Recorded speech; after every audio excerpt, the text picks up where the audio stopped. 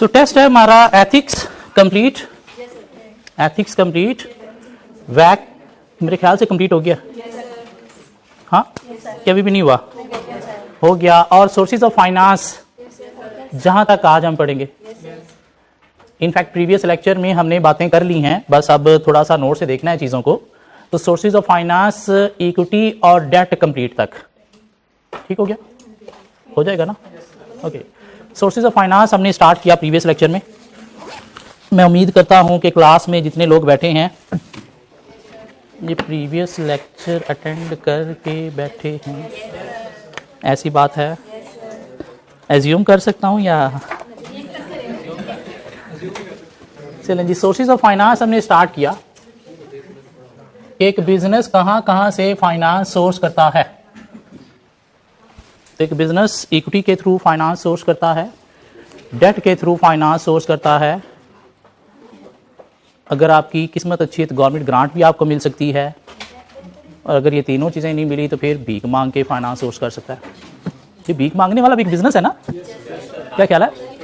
ये पूरे पूरे ग्रुप हैं, ये एक भिखारी, उसने आगे कोई 50-60 लोग रखे हुए हैं, उनको डिफरेंट सिग्नल्स पे जगह दी हुई हैं, और उस सिग्नल पे उसके भिखारी के अलावा कोई और आके भीख नहीं मांग सकता।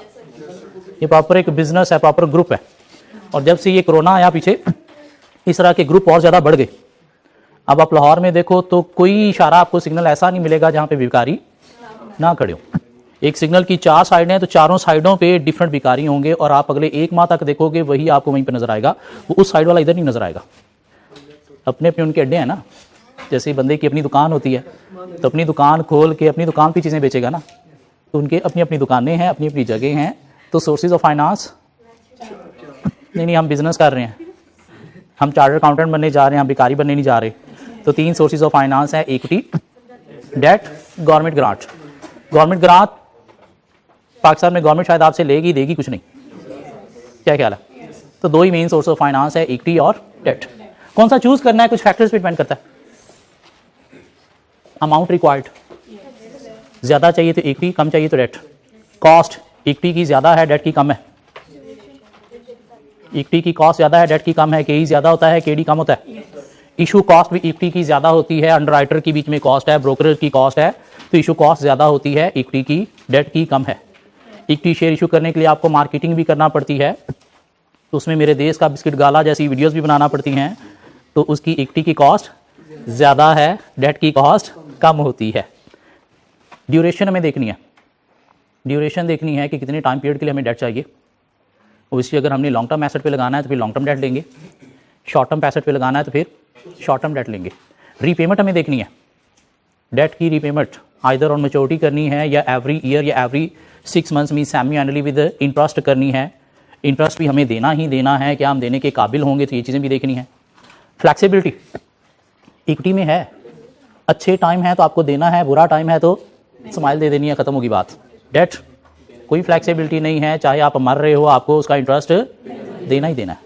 फाइनेंशियल स्टेटमेंट इंपैक्ट, इक्विटी आपकी ईपीएस अर्निंग पर शेयर को कम कर देती है, डेट आपकी गेयरिंग को हाई कर देता है, तो फाइनेंशियल स्टेटमेंट पे इंपैक्ट भी है। डेट आपके लिए एक इंटरेस्ट एक्सपेंस क्रिएट करते हुए आपकी प्रॉफिटेबिलिटी को कम भी करता है, लेकिन साथ आपको टैक्स सेविंग का फायदा भी देता है। इक्विटी में टैक्स सेविंग का फायदा नहीं है, फाइनेंशियल स्टेटमेंट पे इंपैक्ट भी देखना है, और सिक्योरिटी भी देखनी है। सिक्योरिटी के लिए एक वर्ड कोलैटरल भी यूज किया जाता है। कोलैटरल मीन सिक्योरिटी, डेट की तरफ जाएंगे तो डेट क्या मांगता है, कोलैटरल मीन कोई सिक्योरिटी मांगता है। सिक्योरिटी जितने का आपको डेट मिल रहा है उतने के एसेट नहीं, उससे ज्यादा अमाउंट के एसेट वो कहता है मेरे पास रखवाओ, और अगर आपने ऑलरेडी पहले डेट लेके एसेट एज ए सिक्योरिटी रखवाए में, तब फर्दर शायद डेट नहीं मिलेगा, क्यों सिक्योरिटी के लिए कुछ है नहीं। तो फैक्टर्स। फिर हम चलेंगे इक्विटी में। इक्विटी कहां से आती है, शेयर होल्डर से। इक्विटी कहां से आती है, शेयर होल्डर से। शेयर होल्डर हमसे क्या करता है, 2 चीजें डिमांड करता है, एक डिविडेंड और दूसरा capital gain. Capital gain mean rise in share price, rise in share price. Obviously dividend देते रहेंगे तो कैपिटल गेन नहीं मिलेगा, डिविडेंड देते रहेंगे तो कैपिटल गेन नहीं मिलेगा, क्यों, डिविडेंड पे करने के बाद कम डिव प्राइस क्या एक्स डिव में कम हो जाती है। डिविडेंड नहीं देंगे तो कैपिटल गेन उसे मिलता रहेगा, मीन शेयर की प्राइस राइज जाती जाएगी। क्या कहला, क्यों, कैपिटल गेन का भी ताल्लुक किसके साथ है, डिविडेंड के साथ है। डिविडेंड ज्यादा दोगे तो आपकी शेयर की प्राइस ज्यादा नहीं होगी, डिविडेंड कम दोगे तो आपकी शेयर की प्राइस ज्यादा होगी। इक्विटी में 2 तरह के शेयर होते हैं, ऑर्डिनरी और प्रेफरेंस। दोनों को हमने डिफरेंशिएट किया कुछ 4-5 पॉइंट में। ऑर्डिनरी रिडीम नहीं होते, प्रेफरेंस शेयर्स की इन्वेस्टमेंट रिडीम हो जाती है अगर रिडीमेबल प्रेफरेंस शेयर्स हैं तो। क्या कहला है? ऑर्डिनरी में वोटिंग राइट होते हैं, प्रेफरेंस शेयर्स में वोटिंग राइट्स नहीं होते। ऑन लिक्विडेशन पहली प्रेफरेंस शेयर्स को मिलेगी, बाद में कुछ बचा तो ऑर्डिनरी शेयर होल्डर्स को। ऑर्डिनरी शेयर्स को डिविडेंड मिलना है कहां से? प्रॉफिट होगा तो वहां से, जबकि प्रेफरेंस वालों को फिक्स्ड रेट पे सपोज अगर रिडीमेबल है तो आपने इंटरेस्ट देना ही देना। क्या कहला? कुछ बातें हमने कर ली है। इक्विटी में हमने एक और टॉपिक पढ़ लिया, method of issuing shares, method of flotation. Flotation का मतलब क्या है? शेयर इशू करना। कोई 5-6 मेथड्स हमने पढ़े। आईपीओ, इनिशियल पब्लिक ऑफरिंग, कि कंपनी पहली दफा अगर शेयर इशू करने जा रही है तो क्या करेगी? इनिशियल पब्लिक ऑफरिंग करेगी, जिसमें आपको एक बैंक के थ्रू जो है वो अपने शेयर बेचना पड़ेंगे। बैंक जो बीच में आपने इन्वॉल्व किया, ये कौन है? अंडरराइटर, जो आपको सिक्योरिटी दे रहा है कि आपको जितना पैसा चाहिए वो मिल जाएगा। शेयर अगर पब्लिक में ना बिके तो मैं क्या करूंगा? आपके शेयर खुद खरीद लूंगा। लेकिन अंडरराइटर फिर आपसे क्या करता है? शेयर की प्राइस में कमीशन मांगता है, क्यों? अंडरराइटर और कंपनी मिलकर फिर शेयर प्राइस डिसाइड करेंगे। क्या कह रहा है? अगर आप पहली दफा नहीं सब्सिक्वेंटली शेयर इशू करने जा रहे हो तो ये इनिशियल पब्लिक ऑफरिंग नहीं, ये क्या होगी? पब्लिक ऑफरिंग होगी। पब्लिक ऑफरिंग के लिए भी आपको क्या करना पड़ता है? बीच में कोई ब्रोकर लाना पड़ते हैं और ब्रोकर के थ्रू शेयर बेचना पड़ते हैं। क्यों? आपकी मार्केटिंग वगैरह कौन कर रहे होते हैं? ब्रोकर कर रहे होते हैं। ब्रोकर दुनिया को बता रहे होते हैं कि कंपनी अच्छी है, इसके शेयर जो है वो अच्छे हैं, खरीदने चाहिए। तो इसमें ब्रोकर भी क्या करता है? कमीशन चार्ज करता है। क्या कहला? शेयर इशू किए जा सकते हैं कैसे? प्राइवेट प्लेसिंग के थ्रू भी। प्राइवेट प्लेसिंग क्या है? प्राइवेट प्लेसिंग क्या है? प्राइवेट प्लेसिंग क्या है? Brokerage house. Brokerage house private placing क्या है? ब्रोकरेज हाउस, बड़े बड़े ब्रोकरेज हाउस आपके शेयर आपसे बाय कर लेते हैं। मीन जनरल पब्लिक में नहीं, आप ब्रोकरेज हाउस को शेयर दे रहे हो। 7-8 बड़े बड़े ब्रोकरेज हाउस ने आपके शेयर क्या किए? आपसे बाय कर लिए, आगे जनरल पब्लिक में वो सेल करेंगे। इससे क्या होता है? आपके पास जो नंबर ऑफ शेयर होल्डर हैं वो कम होते हैं, नंबर ऑफ शेयर होल्डर कम होते हैं। लेकिन ब्रोकरेज हाउस अगर शेयर खरीद लेते हैं तो आपको फौरी पैसा मिल जाता है। क्यों? पब्लिक में जाएंगे तो पता नहीं बिकेंगे या नहीं बिकेंगे। क्या ख्याल है? पब्लिक ऑफरिंग या फिर private placing? Private placing mean brokerage house को शेयर बेचना। प्राइवेट प्लेसिंग से आगे एक और कॉन्सेप्ट निकल आया, AIM। What is AIM? कुछ लोग मेरी शक्ल देख रहे हैं, क्या बातें कर रहा है? दिस मीन कल वाला लेक्चर कवर नहीं है। कितने लोग कल वाला लेक्चर कवर करके आए हैं? अच्छा, कितने लोग कल वाला लेक्चर कवर करके नहीं आए? कोई भी नहीं हाथ उठाएगा मेरे अलावा। लेकिन शक्लें आपकी मुझे बता रही हैं कौन कवर करके आया, कौन नहीं कवर करके आया। What is AIM? Alternate investment market. Alternate investment market mean unlisted companies जो हैं या प्राइवेट कंपनीज के शेयर तो बिकते ही नहीं है। लॉ में ये पड़ा था, स्टॉक एक्सचेंज पे नहीं बिकते। मीन यार दोस्त या कोई दुनिया में जाने वाला बंदा ले सकता है। तो AIM क्या है? जिसके पास प्राइवेट कंपनीज, अनलिस्टेड कंपनीज की इंफॉर्मेशन है कि कौन कौन कंपनी अपने शेयर बेचना चाहती है, कौन कौन कंपनी जो है वो अपनी इन्वेस्टमेंट निकालना चाह रही है, दुनिया को बेचना चाहती है। तो ये सारी इंफॉर्मेशन AIM के पास होती है। तो वहां से भी लोग क्या कर सकते हैं? प्राइवेट कंपनीज या अनलिस्टेड कंपनीज के शेयर बाय कर सकते हैं, मीन उनमें इन्वेस्टमेंट कर सकते हैं अगर उनके ऑनर चाहते हैं तो। जैसे कोई प्रॉपर्टी बेचना चाहता है तो इन्फॉर्मेशन चली जाती है प्रॉपर्टी डीलरों के पास। क्या कहला? तो किसी को प्रॉपर्टी चाहिए तो प्रॉपर्टी डीलरों से पता चलता है कौन सी प्रॉपर्टी कहां पे अवेलेबल है। इस तरह से कोई कंपनी अगर अपने आप को बेचना चाहती है या अपना कुछ पार्ट बेचना चाहती है और वो लिस्टेड नहीं है तो उसकी इंफॉर्मेशन किसी ब्रोकर के पास चली जाएगी। वो ब्रोकर कौन है? AIM। ठीक हो गया? जिनके पास काफ़ी कंपनीज का डेटा होता है। और प्राइवेट या अनलिस्टेड कंपनीज के अगर आपने कोई इन्वेस्टमेंट करनी है, शेयर बाय करने हैं, तो फिर कहां से बाय करोगे? AIM से। क्यों? जो लिस्टेड कंपनीज हैं उनके शेयर कहां पे ट्रेड हो रहे होते हैं? स्टॉक एक्सचेंज पे। तो जब हमने लॉ में पढ़ा कि प्राइवेट कंपनीज अपने शेयर जो हैं वो पब्लिक में सेल नहीं कर सकती, तो वो स्टॉक एक्सचेंज पे नहीं सेल कर सकती। क्यों? लिस्टेड नहीं है। AIM के थ्रू उनकी बाइंग सेलिंग होती है। शेयर इशू करने का एक और भी मेथड है, right issue. Existing share holder को ही उनके प्रोपोर्शन ऑफ शेयर होल्डिंग के अकॉर्डिंगली न्यू शेयर इशू करना अगेंस्ट कैश, और नॉर्मली मार्केट रेट से कम रेट पे इशू किए जाते हैं। क्यों? जनरल पब्लिक को क्यों नहीं सेल करे भाई? ताकि जो एग्जिस्टिंग शेयर होल्डर हैं इनकी होल्डिंग पावर जो है उसे मेंटेन रखा जा सके। इनकी होल्डिंग पावर को प्रोटेक्ट करने के लिए इनको पहले जो है वो शेयर बेचे जा रहे हैं।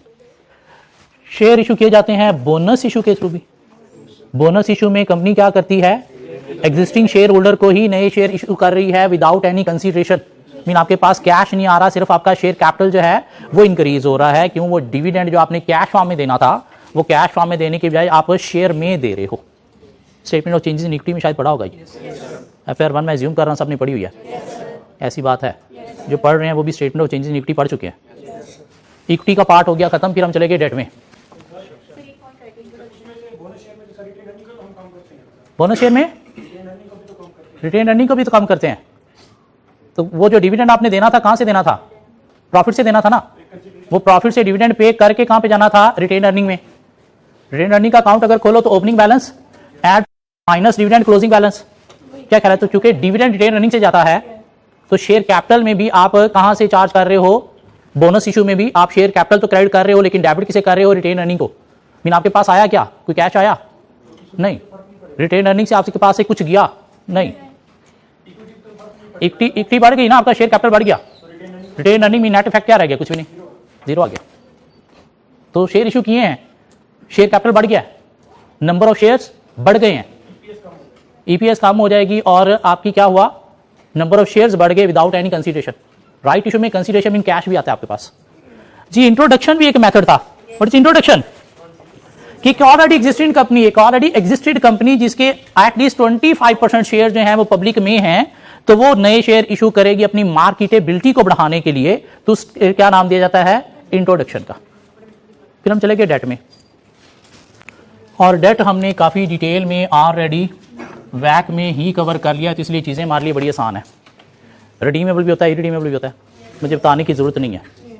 क्या ख्याल है? रिडीमेबल भी होता है, इरिडीमेबल भी होता है, कन्वर्टिबल भी होता है, मुझे बताने की जरूरत नहीं है। क्या है? नहीं है। शॉर्ट टर्म भी होता है, लॉन्ग टर्म भी होता है। क्या ख्याल है? शॉर्ट टर्म भी होता है और लॉन्ग टर्म भी होता है। शॉर्ट टर्म की ट्रेड होती है, मीन ऐसे डेट इंस्ट्रूमेंट जो शॉर्ट टर्म है, मीन लेस देन 1 ईयर के लिए हैं, उनकी ट्रेड होती है कहां पे? मनी मार्केट में। बचपन में शायद हमने इकोनॉमिक्स पढ़ी होगी, कुछ ने हराम गोश्त समझ के हाथ नहीं लगाया होगा, लेकिन मैं अज्यूम करना सबने पढ़ी होगी। कई ऐसे भी होंगे जिन्होंने क्रैश बैच में पढ़ी होगी, तो वहां पे आपने कोई एक चैप्टर 14 या 15 पढ़ा होगा।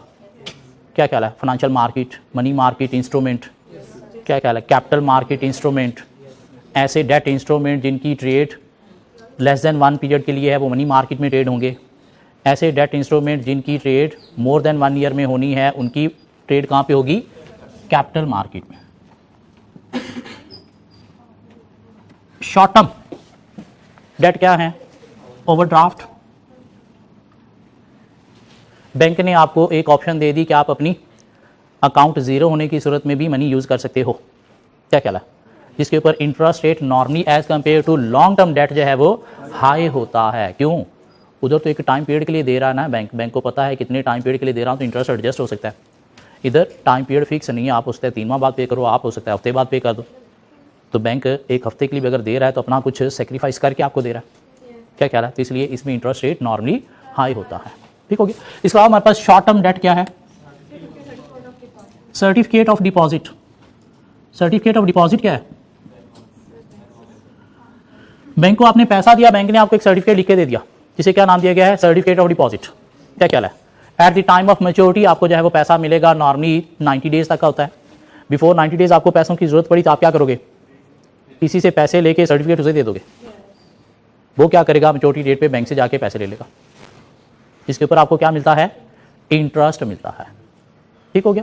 इसके अलावा हमारे पास शॉर्ट टर्म डेट में क्या है?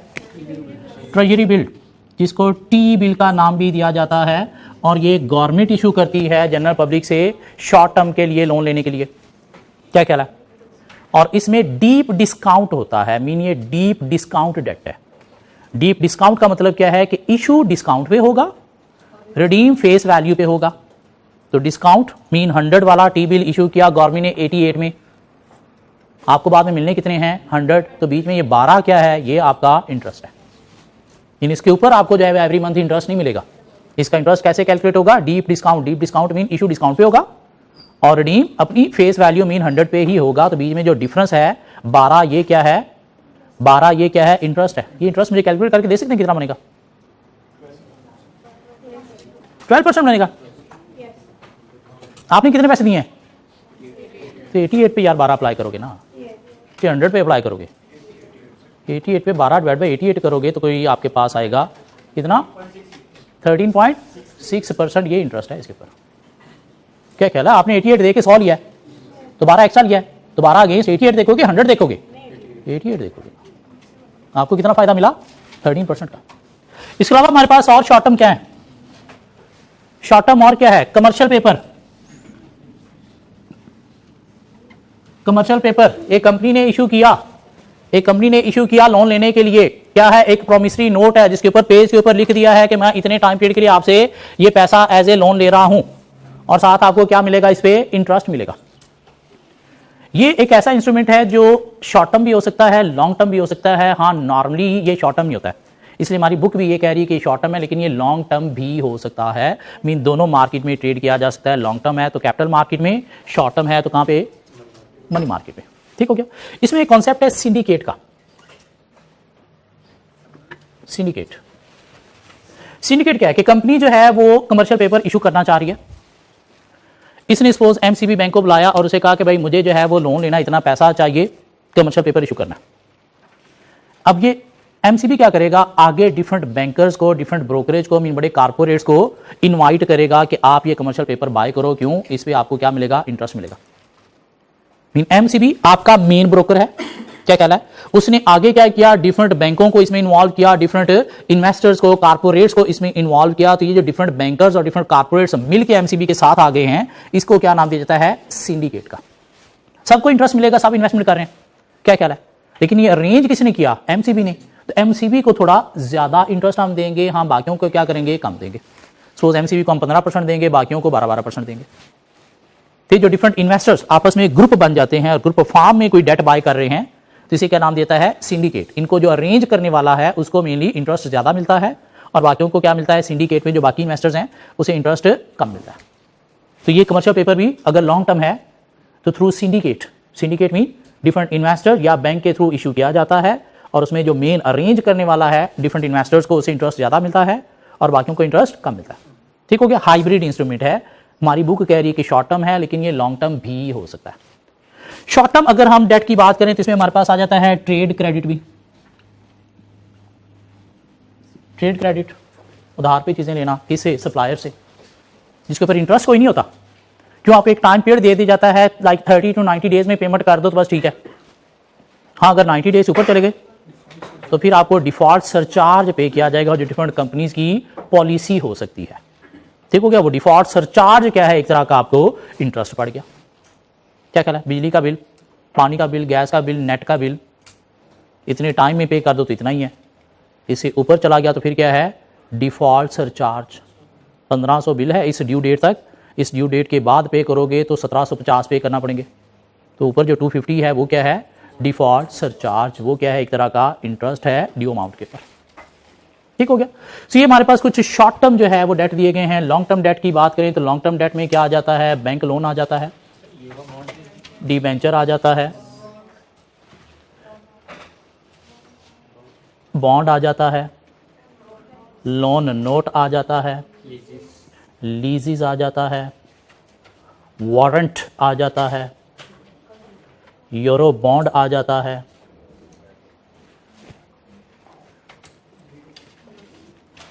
रिडीमेबल बॉन्ड हो जाता है, इररिडीमेबल बॉन्ड हो जाता है, कन्वर्टिबल बॉन्ड हो जाता है। बैंक लोन, बैंक ने आपको पैसा दिया एक खास टाइम पीरियड के लिए और उसके ऊपर आपसे इंटरेस्ट चार्ज किया जाएगा। किसी को ट्रांसफर हो सकता है, नहीं ट्रांसफर हो सकता सर, जो बंदा लोन लेने वाला है उसे ही पे करना है। क्या कहला? ट्रांसफरेबल डेट ये नहीं है। इंटरेस्ट रेट फिक्स होता है, फ्लोटिंग भी हो सकता है। फिक्स मीन इतना ही देना है, फ्लोटिंग मार्केट रेट के अकॉर्डिंगली आपको देना है। क्या कहला? फिक्स भी हो सकता है, फ्लोटिंग भी हो सकता है। एक हाई इन्फ्लेशनरी इकॉनमी के अंदर फ्लोटिंग अच्छा होगा या फिक्स अच्छा होगा? फिक्स अच्छा होगा। क्यों? इन्फ्लेशन के साथ साथ अगर इंटरेस्ट भी बढ़ता गया तो नुकसान हो जाएगा। ठीक हो गया? तो दोनों ऑप्शन हो सकती हैं, फिक्स भी हो सकता है, फ्लोटिंग भी हो सकता है। हाँ, नॉर्मली पाकिस्तान में फिक्स भी होता है। डिबेंचर, कंपनी पब्लिक से पैसा लेने के लिए कागज के टुकड़े इशू कर रही है, उसने क्या नाम दिया है? डिबेंचर, जो आफ्टर सर्टेन टाइम पीरियड क्या होंगे? रिडीम होंगे, और कंपनी क्या करेगी? इसके ऊपर इंटरेस्ट देगी। लेकिन अनसिक्योर्ड डेट है, इसके अगेंस्ट कोई कोलैटरल मीन सिक्योरिटी नहीं है, इसके अगेंस्ट बैंक आपसे कोलैटरल मीन सिक्योरिटी मांगता है। क्या कहला? बैंक लोन की अमाउंट डिपेंड करती है आपकी गियरिंग रेशियो के ऊपर भी। अगर बहुत ज्यादा हाई है तो फिर आपको लोन की अमाउंट कम मिलेगी, गियरिंग लो है तो फिर शायद ज्यादा अमाउंट मिल जाएगी। गियरिंग हाई है, ज्यादा अमाउंट चाहिए तो बैंक फिर इंटरेस्ट ज्यादा चार्ज करेगा। क्या कह रहा है? क्यों बैंक की मिन्नतें करोगे? कोई अच्छा फिर इतने इंटरेस्ट पे दूंगा। सिक्योरिटी ज़्यादा दोगे तो शायद इंटरेस्ट कम होगा, सिक्योरिटी कम होगी तो इंटरेस्ट ज़्यादा होगा। बैंक आपकी कैश फ्लो पोजीशन भी देखता है, आपकी औकात क्या अच्छी है तो शायद इंटरेस्ट रेट कम होगा, अगर आपकी कैश फ्लो अच्छी नहीं है तो फिर इंटरेस्ट बैंक ज़्यादा चार्ज करेगा। क्यों? रिस्क ज़्यादा ले रहा है ना, जितना ज़्यादा रिस्क ले रहा है उतना फिर रिटर्न ज़्यादा कमाएगा। बॉन्ड और डिवेंचर में क्या डिफरेंस है कि बॉन्ड हम किसी श्योरिटी के थ्रू इशू करते हैं, लाइक किसी बैंक के थ्रू इशू करते हैं, तो बैंक एज ए सिक्योरिटी आपके एसेट जो है वो रख देता है। क्यों? बैंक इशू कर रहा है तो कल को अगर आपने बॉन्ड के अगेंस्ट अमाउंट वापस नहीं की तो फिर वो श्योरिटी बैंक क्या करेगा, सिक्योरिटी में से इन्वेस्टर्स को पैसे देगा। डिवेंचर में कोई सिक्योरिटी नहीं होती, क्यों? कंपनी डायरेक्टली इशू कर रही है, तो बॉन्ड सिक्योर है, मीन कोलैटरल के, जबकि डिवेंचर विदाउट एनी कोलैटरल है, मीन अनसिक्योर्ड डेट है। बॉन्ड रिडीमेबल होते हैं, इरिडीमेबल होते हैं, कन्वर्टिबल होते हैं। रिडीमेबल सूद भी देना है, आफ्टर मैच्योरिटी पीरियड आपने पैसे वापस देने हैं। इरिडीमेबल सिर्फ सूद देना है, पैसे वापस नहीं देने, और टैक्स डिडक्टिबल है, इवन सारी लोन टैक्स डिडक्टिबल है। क्या ख्याल है? कन्वर्टिबल, कन्वर्टिबल बॉन्ड क्या है कि आपने इशू किया है ऑन मैच्योरिटी, होल्डर के पास ऑप्शन है कि वो आइदर शेयर में कन्वर्ट कर ले या फेस वैल्यू ले ले। ऑब्वियसली एक रैशनल इन्वेस्टर हायर को ही प्रेफर करेगा। लोन नोट एक प्रॉमिसरी नोट है जो नॉर्मली बैंक इशू करता है दुनिया से कर्जा लेने के लिए, पैसा लेने के लिए। कंपनीज बहुत कम इशू करती हैं। ये कौन इशू करता है? बैंक इशू करता है। शॉर्ट टर्म भी हो सकते हैं, लॉन्ग टर्म भी हो सकते हैं, मीन ये इंस्ट्रूमेंट जो है वो हाइब्रिड है। ये इंस्ट्रूमेंट जो है वो हाइब्रिड है, मीन शॉर्ट टर्म भी हो सकते हैं, लॉन्ग टर्म भी हो सकते हैं। Can be traded in money market if short term and traded in capital market if long term. तो लोन नोट क्या है? एक नोट है, लाइक एक पेज है, एक प्रॉमिसरी नोट है जिसमें बैंक ने क्या किया है, इशू किया है पैसा लेने के लिए दुनिया से, और वो जो लिख के दे दिया है वो क्या है? एक लोन नोट है। ठीक हो गया? एक जो होती है लोन स्टॉक। लोन नोट और लोन स्टॉक में क्या डिफरेंस है? लोन नोट डेट है, लोन स्टॉक क्या है? लाइक कन्वर्टिबल डेट है कि कल को कन्वर्ट हो सकता है किसमें? स्टॉक। स्टॉक बोले तो कंपनी के शेयर्स में। इन लोन स्टॉक नॉर्मली टर्म किस लिए यूज की जाती है? कन्वर्टिबल डेट के लिए, जबकि लोन नोट कन्वर्टिबल नहीं है, ये क्या है? डेट ही है। लीजिस जिसमें पैसा नहीं, कोई एसेट आपको मिलेगा, कोई एसेट आपको मिलेगा और एसेट आपने यूज करना है और उसकी यूजेज की कॉस्ट पे करनी है। नॉर्मली यहाँ पे टिश्यू पड़े होते थे, आज टिश्यू भी नहीं रखे उन्होंने, क्योंकि आज जरूरत पड़ेगी ना, फिर कहते हैं लोग रिजाइन कर रहे हैं। सो लीजिस क्या है? एक डेट है किसी एसेट के अगेंस्ट जिसमें आपको पैसा नहीं, क्या मिलेगा? कोई एसेट मिलेगा। बस रहने दो, काम हो गया मेरा, अब पता नहीं आगे के कहीं चला गया। सो दो तरह की लीजेस होती हैं, फाइनेंस लीज और operating lease. Finance lease and operating lease. Finance lease में आपको एक एसेट मिला है जो आपने यूज करना है, 5 साल है तो 5 साल तक इंटरेस्ट देना है, साथ कुछ रीपेमेंट भी करनी है प्रिंसिपल की, और आफ्टर 5 इयर्स आपके पास ऑप्शन है कि आप एसेट को बाय भी कर सकते हो। ठीक हो गया? ऑपरेटिंग लीज आपने एक एसेट यूज करना है, उसका इंटरेस्ट पे करना है, पेमेंट करनी है, लेकिन इसमें एसेट आप बाय नहीं कर सकते, सिर्फ एसेट यूज करते रहोगे। एक बंदा होता है लैसर, बैंक, लैसी इंडिविजुअल, लोन लेने वाला गरीब आदमी, ये अमीर भी हो सकता है। आपको पता है ये जो रोड पे गाड़ियां चल रही हैं इनमें से आधी लीज वाली हैं। फिर ये कौम कहती है कि हम पे आफतें क्यों आती हैं? लीज बोले तो हराम, खा रहे हैं, खिला रहे हैं। क्या ख्याल है? अपनी औकात में रहना चाहिए। इसलिए एक बात दिमाग में बिठा लो कि हमेशा अपनी औकात में रहना है। ये जो इस्लामिक फाइनेंसिंग है ये हराम नहीं है, हलाल है, इसमें भी काफ़ी कबाहतें हैं। ठीक हो गया? इसलिए कभी भी ये लोन लीजीज के चक्कर में नहीं पड़ना, अपनी औकात में रहना है। ये इंटरेस्ट कुरान की पहले ही पेज पे है कि सूद ऐसे है जैसे अल्लाह और उसके रसूल के साथ जंग है, और ये वाकई जंग है, ये ऐसे ही नहीं कुरान में लिखा हुआ। बड़े बड़े लोगों को तबाह बर्बाद होते मैंने देखा है सिर्फ इंटरेस्ट में पड़ते ही, और समझ नहीं सके कि हुआ क्या है। इसलिए हमेशा अपनी औकात में रहना है। जब पैसे आ जाएं तो गाड़ी लेनी है, जब पैसे नहीं है तो बाइक पे गुजारा कर लेना है। उबर चलती है, क्रीम चलती है, वो आपकी गाड़ियाँ। क्या ख्याल है? गवर्नमेंट की बसें चलती हैं, इससे बड़ी गाड़ी क्या होगी? किसकी गाड़ी है वो? आपकी गाड़ी है, अपनी नहीं, तो वो भी अपनी समझ के उसको यूज़ करना है। जब पैसे आ जाएं औकात बन जाए तो फिर गाड़ी खरीद लेनी है, ये लीजिस के चक्करों में नहीं पड़ना, वरना तबाह बर्बाद हो जाओगे। हम क्या बात कर रहे थे, लेसर और लेसी। फाइनेंस लीज में एट टेन्योर क्या होगा, एसेट ट्रांसफर हो जाएगा लेसी को, एसेट ट्रांसफर हो जाएगा किसको, लेसी को। मीन ऑनरशिप 5 साल तक लेसर के पास रहेगी, लेकिन एसेट की पोजेशन किसके पास है, लेसी के पास। और चूंकि ट्रांसफर भी हो जाना है 5 साल के बाद लेसी को, तो इसकी इंश्योरेंस कॉस्ट, इसकी मेंटेनेंस कॉस्ट कौन बेयर करेगा, लेसी बेयर करेगा। किसमें, फाइनेंस लीज में। क्यों, ये ट्रांसफर ही लेसी को हो जाना है। ऑनरशिप बेशक 5 साल तक लेसर के पास है, 5 साल बाद आपको मिल जानी है। एसेट किसकी पोजेशन में है, लेसी की पोजेशन में है, तो इसकी इंश्योरेंस, इसकी मेंटेनेंस कॉस्ट किसने बेयर करनी है, लेसी ने बेयर करनी है। ये ऑपरेटिंग लीज में एसेट चूंकि लेसी को ट्रांसफर नहीं होना, तो इसकी ऑनरशिप लेसर के पास है, मेंटेनेंस कॉस्ट इंश्योरेंस किसने बेयर करनी है, लेसर ने बेयर करनी है। और एक टेबल इसकी डिफरेंसेस का दिया गया है, वो पढ़ लेना, आप समझ आ जाएगी। एग्जांपल दे दें, आपने एक घर किराए पे लिया है और उसमें रह रहे हो, घर की मरम्मत करानी आप खुद कराते हो या मालिक मकान को बोलते हो, मालिक मकान को बोलते हो। ये पेंट कराना है, कौन करा के देता है, मालिक मकान। ये क्या है, ऑपरेटिंग लीज है। एक गाड़ी आपने बैंक से लीज पे लिया है, गाड़ी को कौन यूज कर रहा है, बैंक या आप। 5 साल बाद आपकी हो जानी है, इसी नीयत से लिए ना बैंक से। ये तो नहीं कहा किराए पे मैं ले रहा हूँ, जब तेरी जरूरत पड़े तू ले लिया करना, नहीं। इसकी इंश्योरेंस, इसकी मेंटेनेंस, इसका पेट्रोल, इसको ऑयल चेंज कराना है, इसको नहलाना है, तो किसने करना है, आपने। कहीं से पेंट खराब हो गया तो किसने कराना है, आपने कराना है। क्यों, आफ्टर लीज पीरियड ये आपकी है, तो अपनी समझ के चला रहे हो ना। क्या घर अपनी समझ के नहीं रह रहे होते, तोड़ फोड़ भी कर रहे होते हैं। हाँ, तोड़ फोड़ भी कर रहे होते हैं। क्यों, जब छोड़ जाएंगे पीछे देखी जाएगी, क्यों, लीज पे। हमारा जो अकाउंटिंग है FAR2, उसमें शायद लीजिस जो लोग पढ़ रहे हैं, पहला टॉपिक यही पढ़ाया जाता है। वहाँ पे वो कहते हैं कि लीजिस 2 तरह की होती है, लॉन्ग टर्म और शॉर्ट टर्म। वो स्टैंडर्ड भी अभी कोई 3 साल पहले चेंज हुआ है। उस स्टैंडर्ड के अंदर पहले वर्डिंग फाइनेंस लीज और ऑपरेटिंग लीज ही होती थी।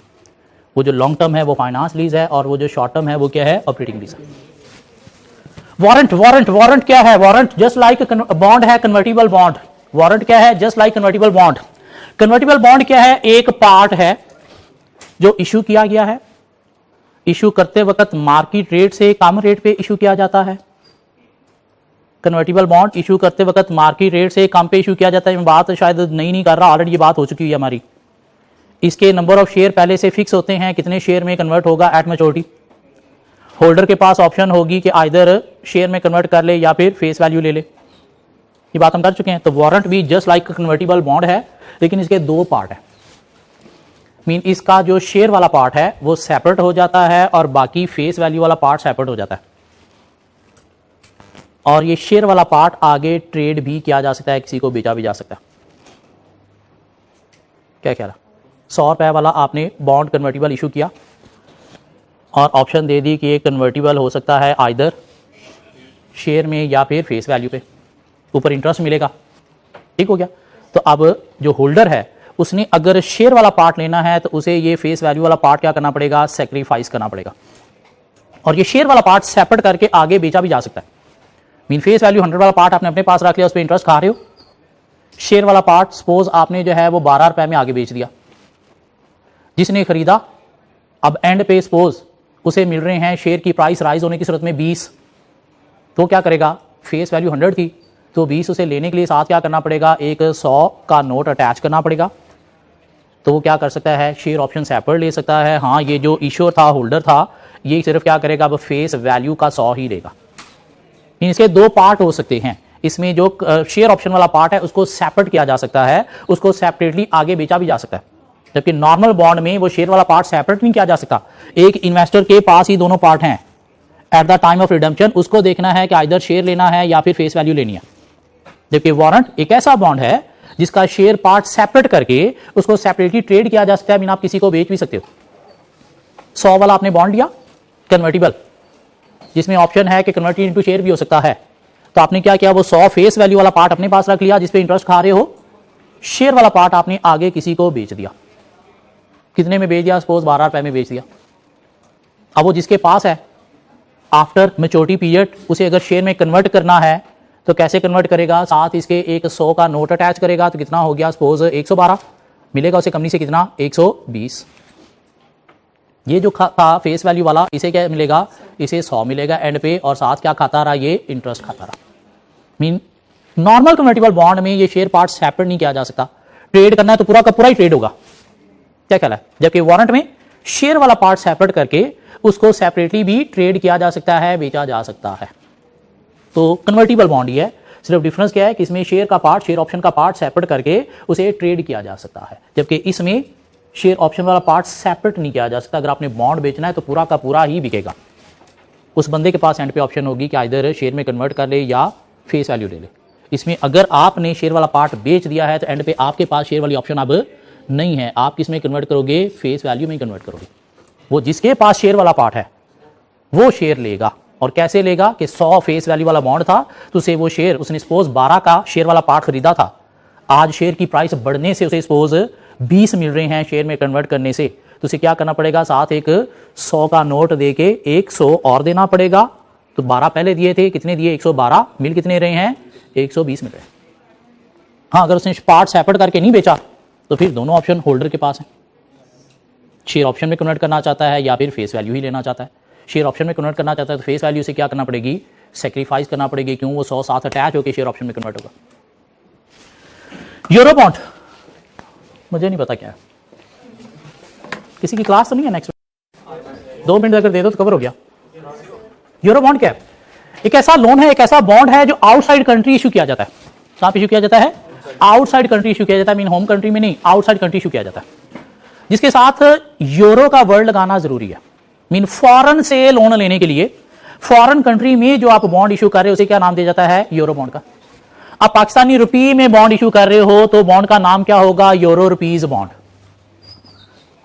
डॉलर में बाहर आप बॉन्ड इशू करने जा रहे हो तो नाम क्या होगा? Euro dollar bond. Pound sterling में आप इशू करने जा रहे हो तो नाम क्या होगा?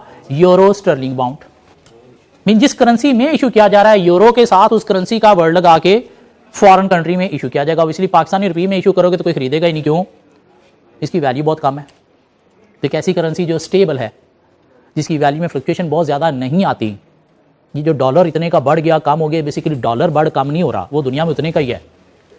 आपकी करेंसी जो है वो डिवैल्यू हो रही है, आपकी करेंसी डाउन जा रही है। मीन आपकी करेंसी स्टेबल नहीं है। जिस तरह पाकिस्तान में डॉलर बढ़ रहा है, दुनिया में नहीं बढ़ रहा, क्यों? उनकी करेंसी स्टेबल है, उनके अगेंस्ट डॉलर का रेट अभी भी वही है जो 5 साल पहले था। थोड़ी बहुत फ्लक्चुएशन आती है। पाकिस्तान में 5 साल पहले 106 था, आज 176 है। यह हकीकत है। 5 साल पहले डॉलर 106 का था, आज 176 का है। तो डॉलर नहीं बढ़ा, ये आपकी करेंसी डी वैल्यू हुई है। जो सिर्फ डॉलर नहीं बढ़ा, बाकी दुनिया की करेंसी भी आपकी करेंसी के अगेंस्ट बढ़ी है। दिस मीन आपकी करेंसी डी वैल्यू हुई है। दुनिया में डॉलर उतने का ही है। लाइक यूएई का दिरहम अगेंस्ट डॉलर 3.67 रेट था, आज भी उतना ही है, 5 साल पहले भी इतना ही था। मीन 3.67 दिरहम दे के $1 मिलता है। 5 साल पहले भी उतने का मिलता था, आज भी उतने का मिलता है। तो यूरो बॉन्ड, फॉरेन कंट्री में अगर आपने बॉन्ड इशू करने हैं तो क्या इशू करोगे? Euro bond. जिस करेंसी में इशू कर रहे हो, डॉलर में इशू कर रहे हो, तो फिर यूरो डॉलर बॉन्ड इशू करोगे। अब इसमें फॉरेन कंट्री में इशू करने हैं तो वहां पे कोलैटरल मीन सिक्योरिटी आपसे मांगी जाती है। इसके अंदर जो है वो डिफरेंट सिंडिकेट्स भी इन्वॉल्व हो जाते हैं जो आपके बॉन्ड फॉरेन कंट्री में इशू करने में हेल्प देते हैं। क्यों? सिक्योरिटी नहीं होगी तो शायद बाहर कोई खरीदेगा नहीं, क्यों? पाकिस्तानी बॉन्ड है। क्या ख्याल है? और यहाँ की गवर्नमेंट भी बड़ी ऑनेस्ट होती है, करप्शन तो इनके लिए हराम है। तो इसलिए बीच में सिक्योरिटी मीन कोलैटरल भी होता है और इशू करने के लिए सिंडिकेट्स मीन ब्रोकर की भी जरूरत पड़ती है। इसके अलावा मेरा नहीं ख्याल डेट में कुछ चीजें रह गई हैं। हाँ, डेट में कुछ छोटे छोटे टॉपिक्स हैं कि डेट का फायदा क्या है इन्वेस्टर को या कंपनी को, या नुकसान क्या हो सकता है। तो जस्ट रीडिंग है, उसमें ऐसा कोई मसला नहीं है। बीच में थोड़ी थोड़ी बातें और भी हैं, कल तक कोशिश करना नोट्स लेके आना, हम वो पढ़ लेंगे। अभी तक सिर्फ एडवांटेज को छोड़ के इनके बारे में कुछ 3-3, 4-4 पॉइंट लिखने आने चाहिए आपको। इक्विटी में मेथड ऑफ फ्लोटेशन लर्न करने हैं, प्रेफरेंस शेयर्स, ऑर्डिनरी शेयर्स का डिफरेंस लर्न करना है, और कुछ 5-6 फैक्टर्स थे सोर्सेज ऑफ फाइनेंस के, वो लर्न करने हैं। इतना पार्ट जो है वो हमारे टेस्ट में होगा। इनके बारे में 2-2, 3-3 लाइनें बुक में लिखी हुई हैं नोट्स में, तो वहाँ से रीड करके एक दफ़ा हाथ से लिख लेनी है, दिमाग में बैठ जाएंगी। बाकी जो एडवांटेज बीच में दिए गए हैं उनको फिलहाल छोड़ दो, वो हम कल की क्लास में कवर करेंगे और डेट को आगे लेके चलेंगे। बुक से नहीं सर, मैंने अपने नोट्स दिए हैं। कौन से चैप्टर में? कॉस्ट में भी था, लेकिन कॉस्ट में लेवल थोड़ा नीचे था, यहाँ पे लेवल थोड़ा ऊपर है। कुछ चीजें लाइक वारंट शॉरंट की शायद बातें कॉस्ट में नहीं थी, कॉस्ट में इतनी डिटेल में नहीं था, इसलिए अगर कॉस्ट पड़ी हुई है तो आप ये भूल जाओ कि आपने एमएफए पढ़ा हुआ है, एमएफए में पढ़ना है। बजटिंग आपने पढ़ी हुई है, लेकिन यहाँ पे बजटिंग का लेवल कॉस्ट से ज्यादा है। इन्वेस्टमेंट अप्रेजल आपने कॉस्ट में पढ़ी हुई है, लेकिन यहाँ पे उसका लेवल उससे बहुत ज्यादा है। तो वहां पे यूं समझो कि हमें बस थोड़ा सा टॉपिक का कॉन्सेप्ट मिला था, उसकी डिटेल प्रैक्टिस हमने एमएफए में ही करनी है।